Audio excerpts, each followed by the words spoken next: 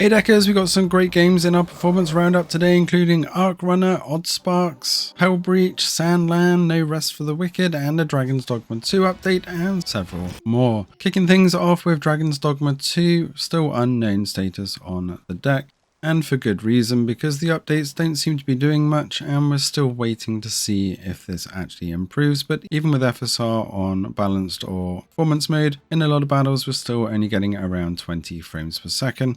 And the graphics look absolutely hideous at that. So even if we put things at very low, this is just not playable with the settings that we've got. And even capping this at 30 frames per second doesn't save it, unfortunately.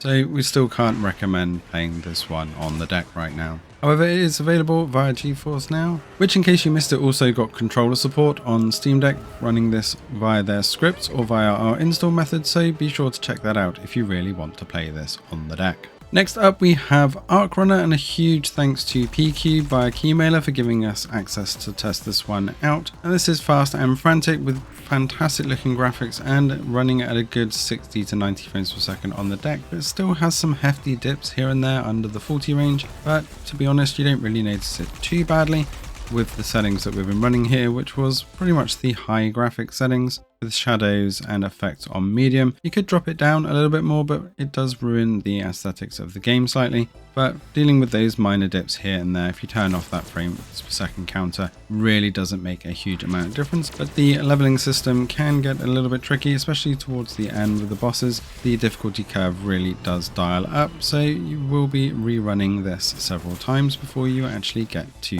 where you want. Next up we have Hellbreach Vegas, thanks to Iceberg for giving us a key to test this one out on the deck. Unknown official status on the Steam Deck, and kind of has controller support, but you do need to use the keyboard mouse shortcuts to get around the main navigation menus.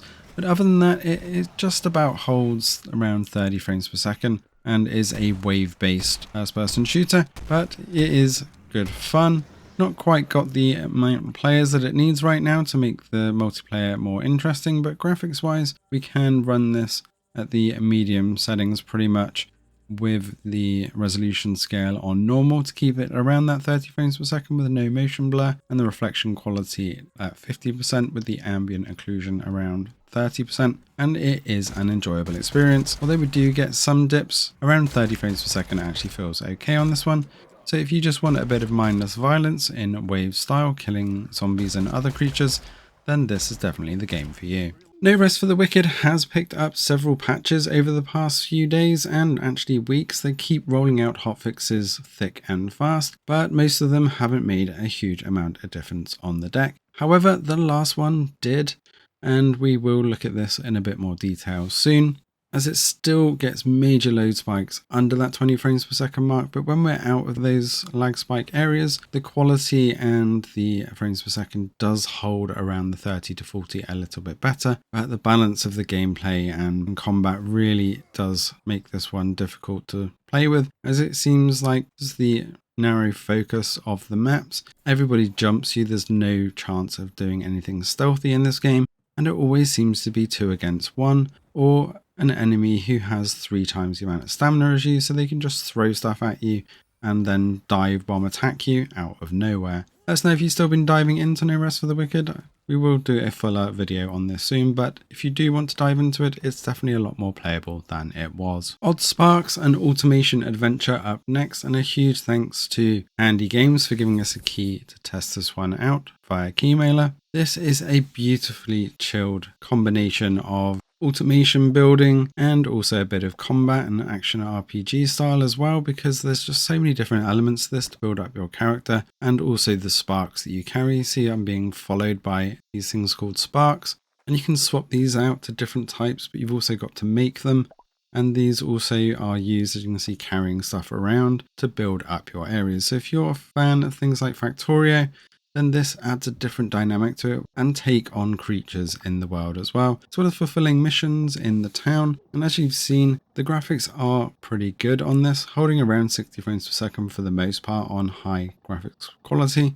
And we can even keep this one on temporal AA as well. Pretty much everything on high will sit at 60 for the most part. It does dip occasionally, but not really that much that you would notice. And for keeping the quality of graphics up at that higher level, it's definitely worth it. Most of the time you're not running around in huge fast pace, so you won't notice those frames dipping even when it does. In town, again, we don't have any issues, so this is a beautifully chill game if you just want to have some fun and see how efficient you can make your production lines.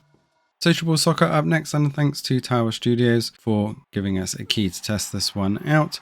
If you're looking for a bit of arcade fun on football style, then this is definitely the game for you. Definitely needs more players for multiplayer to be effective, but the teams are fairly up to scratch as far as the Premiership and World Cup teams are concerned, and the player graphics and other bits and pieces are very well done, almost FIFA style in their cards.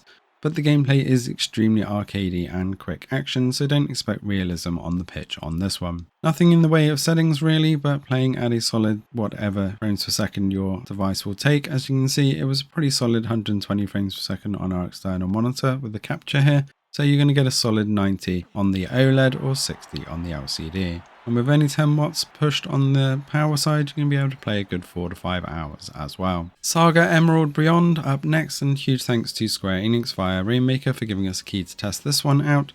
Running very well on the deck, no issue with the frames per second, especially as it's turn-based and plan-based up front. You got enough time to admire the graphics on this one, although the dubbing can be a little bit off-putting in some ways.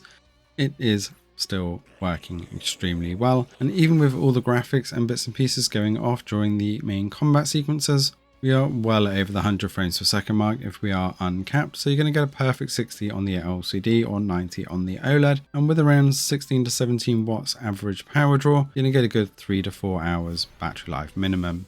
No real change on the graphics for that, so you're stuck at the best settings, but that's not an issue. Sandland up next, and a huge thanks to Bandai Namco for giving us a key to test this one out. This is a lot more graphically intensive than some of the other games that we tested over the last week or so 60 frames per second cap is going to be where things are best at, but it will dip fairly regularly under that as well. Another game where unfortunately the English dubbing is probably not the greatest and can ruin some of the immersion occasionally, but as far as performance goes on the deck, it is pretty solid.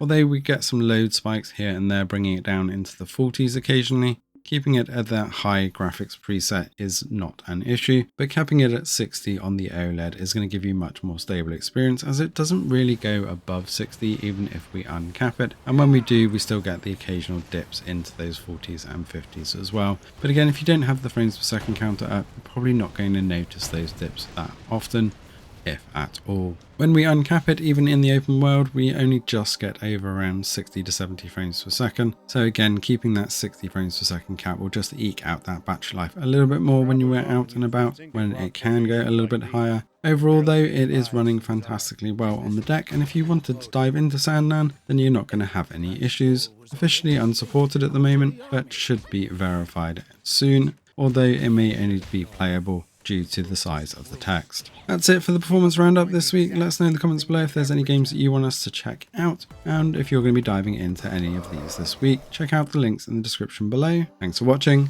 and see you in the next one.